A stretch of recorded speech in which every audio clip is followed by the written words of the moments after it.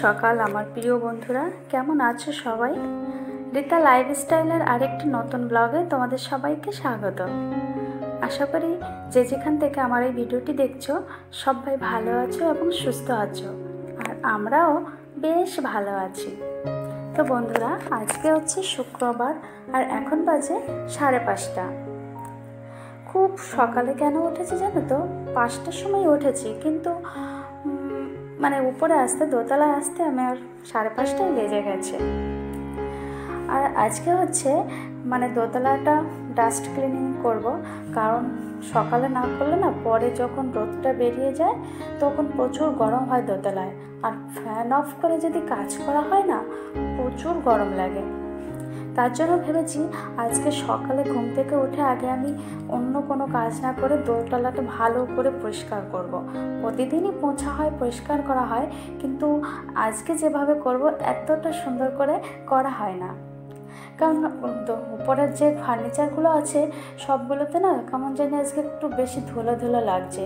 কারণ এখন তো প্রচুর রোদ হচ্ছে, রোদ হলে কি হবে, ধুলোটা বেশি উঠবে, আর বৃষ্টি হলে কি হয়, ধুলোটা বৃষ্টিতে একটু থেমে থাকে, কিন্তু এখন রোদ হচ্ছে, একটু হাওয়া চলছে না, সব জায়গায় শুধু ধুলো ধুলো হচ্ছে, আর ধুলো পড়লে জিনিসগুলো কেমন জানি হয়ে যায় আর দেখতেও ভালো লাগে না। তো সেটা পরিষ্কার করার জন্য আজকে ভাবছি, তাই সেটাই করব।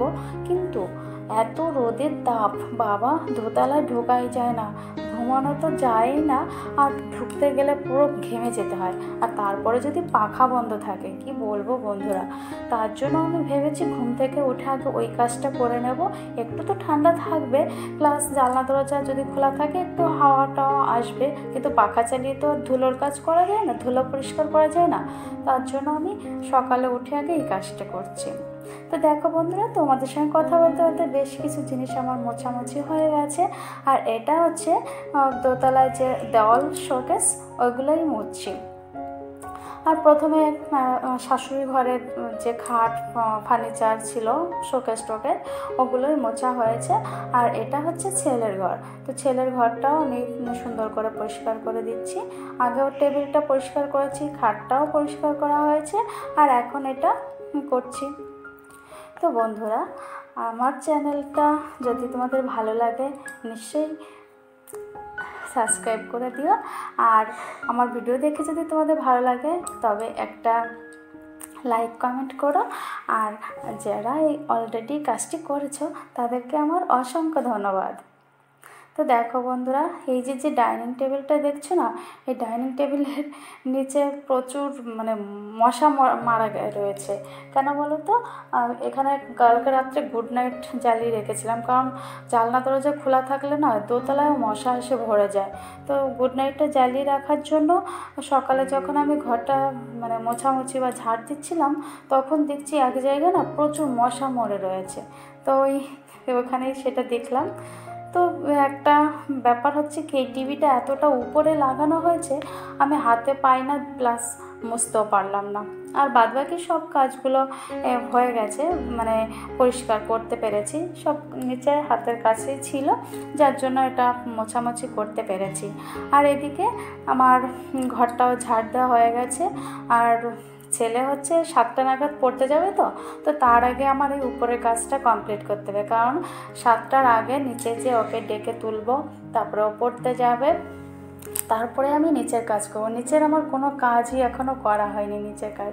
নিচেই আমরা ঘুমাই, উপরে তো ঘুমানো হয় না, তো কিন্তু উপরের কাজটা গরম। তাছাড়া এই যে দেখো বন্ধুরা, জানলা দিয়েই দেখা যাচ্ছে কত রোদ এসে গেছে, আমি এইটুকু কাজ করতে যাই পুরো ঘেমে গেছি, কিন্তু এই কাজ কমপ্লিট করার পরে যখন চান করে নেব তখন আর অসুবিধা হবে না।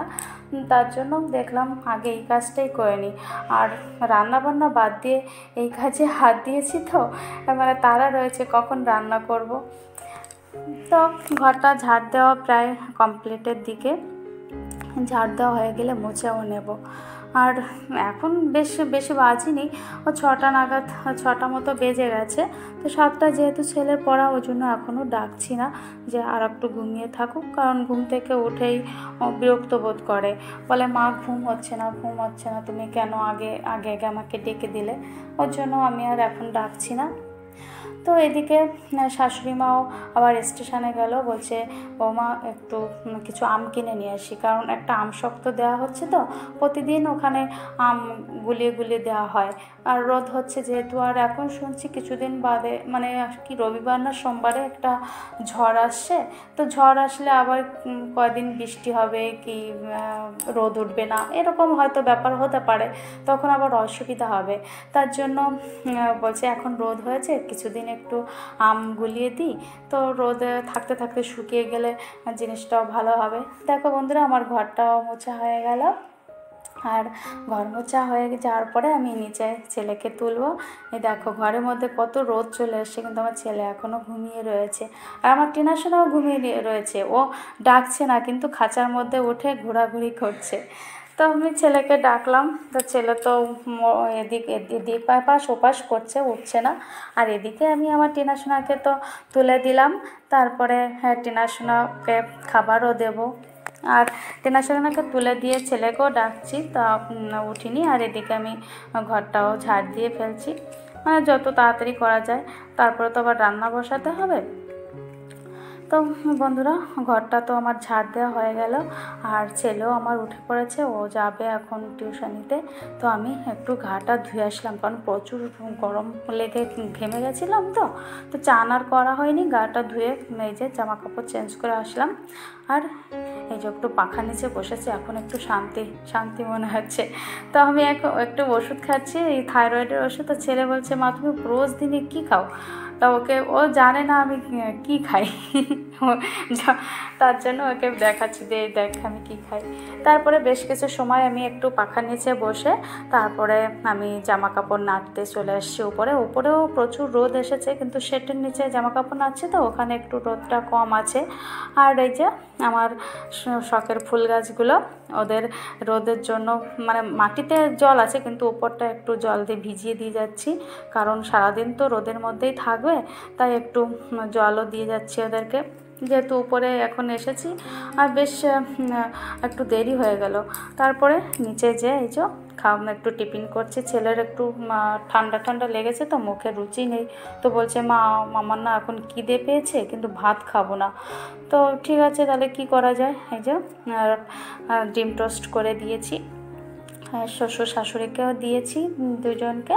আর আমি ছেলে পড়তে বসেছে তো ওর কাছে নিয়ে গেছি, তো ও বলছে আমি খাবো না, আবার বলছে আমি খাবো, কিন্তু যখনই খাবারটা সামনে নিয়ে গেছি বলে খাবো না।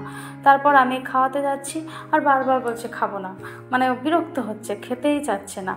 তারপরে তো একটু একটু করে মানে ও নিজে হাতে তো খাবে না, আমি খাইয়ে দেওয়ার পরে খেলো। তো খাওয়া দাওয়া ওকে খাইয়ে দিয়ে তারপরে আমি এই যে রান্না বসিয়ে দিয়েছি। আর দেখো বন্ধুরা, আমার রান্নাঘরটা তো এত ছোট, মানে যে পাশ থেকে আলোটা আসে ওই দিকটা দিয়েই আমাকে ক্যামেরাটা ধরতে, ওই জন্য অন্ধকার দেখায়। আর এই যে রান্না করতে করতে আমার গ্যাসও শেষ হয়ে গেছে। হ্যাঁ দেখো বন্ধুরা, রান্নার দরজাটা খুলেছি, ওর পাশে কতটা রোদ, মানে দরজা আটকায় দিয়েই আমাকে রান্না করতে হয় এক্সস্ট ফ্যান চালিয়ে দিয়ে। তো এই যে আমার রান্নাবান্নাও কমপ্লিট হয়েছে, 2-3 প্রকারে রান্না করেছি। গরমের মধ্যে আর ভালো লাগে না রান্না বান্না খাওয়া দাওয়া, সব রান্নাবান্না করে কাজকর্ম সেরে তারপরে যে চান টান করেছি, আর এখন সবাইকে খেতেও দেব। এই যে খাওয়া দাওয়া কমপ্লিট করে তারপরে একটু মানে শুয়ে পড়বো। তো শুয়ে পড়লেই তো আর কি বলবো বন্ধুরা, তো সবাই ভালো থেকো, আর কিছু বলার নেই, এখানে ভিডিওটি এন্ড করছি। তো সবাই ভালো থেকো, সুস্থ থেকো।